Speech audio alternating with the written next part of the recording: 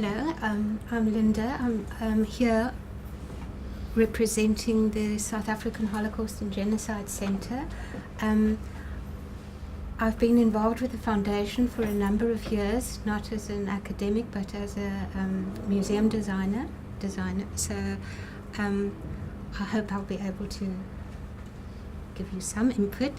What I'll do is I'll just briefly go over what we've used that is now almost, when the centre started in Cape Town 1999, then go through and just touch upon what seems to work well and a few other anecdotal aspects. So the South African Holocaust, it started off in Cape Town 1999. It was privately funded, and from when it was first planned, the planners engaged with the education department locally. So right from the beginning, the South African Education Department was very involved, and very soon after the establishment, the Holocaust studies became part of the South African National School Curriculum, which it still is.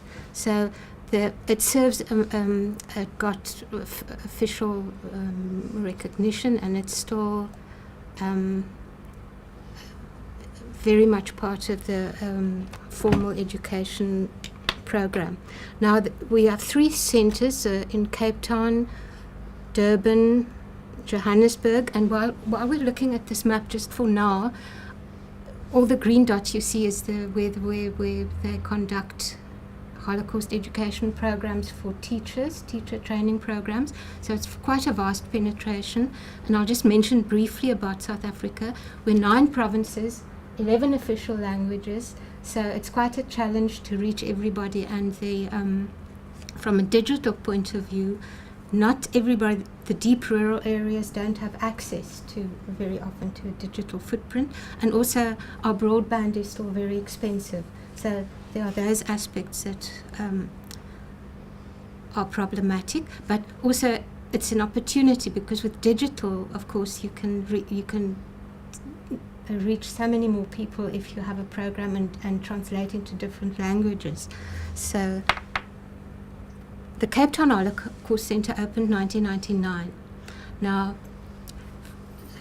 that's almost ancient in terms of digital technology, but what they do have, and I'll touch on a few of those, still works very well. It's a relatively small space, so we used scrolling screens for 2 reasons: to get deeper into a subject, but also to prevent this thing from book on a wall display. For instance, the Nuremberg laws, you get scrolling, the animation is quite interesting because it almost gives you a sense of the relentlessness year after year of these laws just being promulgated. So it's a way of making use of the space and also to add content, for instance, also with the various propaganda posters and such like. Then here you can see these, where the arrows are, it shows where some of the screens are actually fitted into the story panels. These particular ones are not interactive as such. We do have 1 or 2 where there's sound, for instance, Nazi rally and dress up. And then for the personal engagement, and this interesting, you see this mouse, it looks really clunky now, but that it still works, and it's an interactive map where people can, because a lot of South African Jews have came, or their families came from Lithuania and Latvia, so it's a way of, it's touch screen, they can access a town, and then it gives more information on the people who came from that town. And that's still very much used after all these years, but particularly for a local, it's not for everybody, but people who are interested in them, they access that. And then also a touchscreen again to make better use of the space. So people who want to learn about rescuers, they can look at all the points where there were rescuers, and it's a touch screen, and then another screen will come up and it will tell you more about the particular rescuers. So that is still used, and according to the director, it's still used very well. Now, I'm showing you this model because I want to say something about it in terms of Holocaust Center in Durban. This is a model that was researched in the beginning, especially for the Cape Town Holocaust Center, by somebody named Pieter Laponde, and he went into he went to a lot of trouble to find information because there was hardly any physical remains. The Germans destroyed the camp, before it could be documented, obviously, and so he went into a lot of detail, and this model was so well received, and the BBC once approached him to use aspects of it to film it on a program they were making about Treblinka. So it's very as authentic as it could be at that stage. But what is interesting in terms of digital, and you were talking earlier about mediating information, and Pieter told me at the time that he found a surprising amount of information on maps or aerial maps or things from Holocaust denial sites where they published things to disprove it, and he actually found the information there very interesting and supportive of what he was researching. So it just shows you. So now we move to the Durban Holocaust Center in the east coast of South Africa. Again, this is just an artistic rendering of the space. The time, again, a small space. That's a scene in the garden. So again, a use of screens to add depth to the topic, but also because of a limited amount of space. Now, this is Pieter Laponde, this is his model, and what he did for the Durban Holocaust Center, he made an interactive program where you can access the train arrival, this, and it will give you more information. And according to the director, this works extremely well. People are very interested, and they spend a lot of time looking at this model and studying it through the interactive screen. So she says this is very successful. Then another another screen they used, this was also just a panel exhibition dealing with the Kovno ghetto. And after the establishment of the museum, there's a survivor who spent time in the Kovno ghetto as a young man. And they filmed him. He lives in South Africa now. They filmed him in front of this exhibition, and he's talking about the pictures that you can see. And he was talking about the kindergarten and the hospital and the workshops. And again, she says visitors find this mesmerizing because it's a first-person account, and it relates completely to what happens in the rest of the space. So that is also very successful as part of the display. And all these displays, they have 3 basic buttons. This is one on the Auschwitz album, which visitors can also access. And it's very basic. You can turn the sound up or down. You can start the play, or you can return to the beginning. So it's low technology, but it works well. In terms of the review, and people spoke about, play and entertainment. Of course, in a Holocaust center, play and entertainment, no, you still want engagement, but you don't obviously want play and entertainment. And co-creating the history, well, you run into problems like revisionism. So what we'd like to think of is that you create a new generation of witnesses almost, or you co-create the witnessing aspect, and people and the children as well, because they go through a debriefing session after they've been taken through the school groups, and they get to talk very often to survivors who are getting fewer and fewer, of course, but that experience seems to be very enriching. So if you're going to use film or digital thing, it seems to work well if you have, like in terms of the model as well, if you can create things that people can relate to and that they can almost witness again. So that in terms of, then in Johannesburg, Holocaust and Genocide Center, it's being constructed at the moment on what is virtually Johannesburg's museum mile. So it's going to be quite a big complex, and it's going to deal with the Rwanda genocide as well. And there they'll use a lot of touch screens and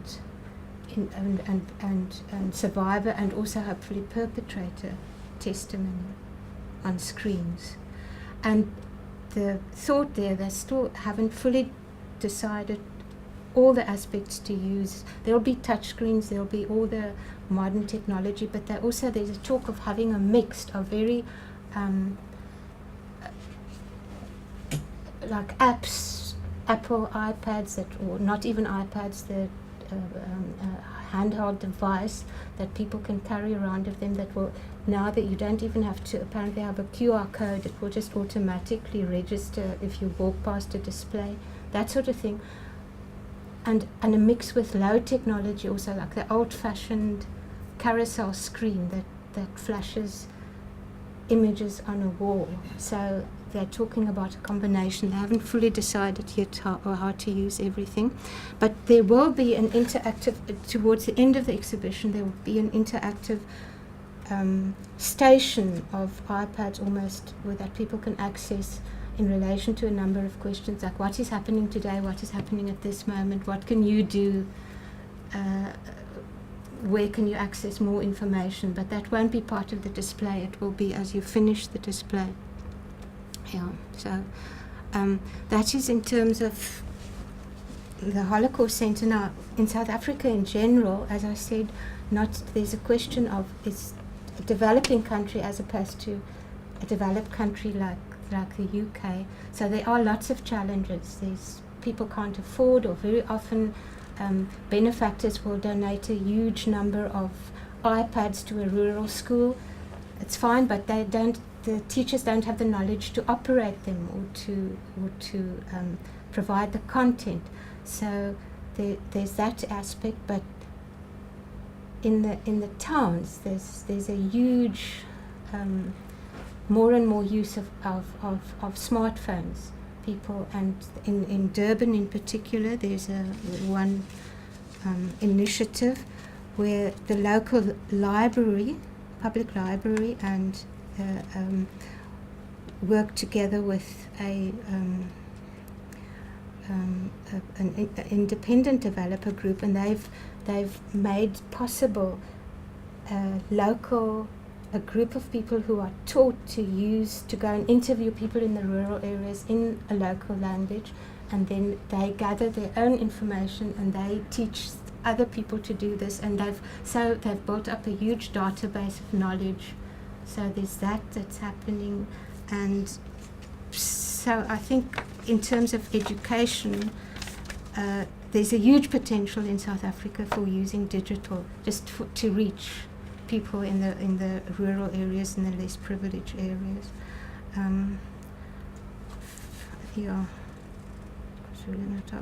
Then in terms of recording, making digital digitalization of national assets, we have, for instance, vast deposits of rock art all over southern Africa now. These places are threatened by overuse, or people use it for animal shelters, or there's just wanton destruction. So there's a huge program by the one or two of our bigger universities to make sure that this is preserved, photographed, digitalized. Indigenous languages that are on the point of disappearing. You only have 3 or 4 speakers left, so people digitalize that, and they make. So how this is all going to be made available eventually, but at least there's the efforts to preserve this. Then in terms of the foundation itself, the Cape Town Holocaust Centre at the moment has a memorandum of understanding with the University of Cape Town. They're digitalizing all these. They've got a small archive of documents and artifacts and photographs, but an important one. So the university is digitalizing this in the first phase. In the second phase, they hope to make it available on a platform where everybody can access it, and they hope to expand this program to up to other genocide centers as well. In terms of I was interested when I was reading up on digitalization and what happened. I think somebody mentioned earlier the thing about 3D. That seems to me wide open to wonderful things in the future, because already I read that the University of Cambridge and Leicester, they are doing a program where they are scanning, X-ray scanning artifacts from their collection. For instance, an old Roman mask and a silver bowl. And they've managed to do this now, so you can make replicas. So it's interesting, because kids might walk past and you'll have a simple QR code and they'll scan or print your own Roman coin or something. And I don't think that's far away, because the printers are getting really cheap now. So it's 3D printers. So that's an interesting aspect, yeah. So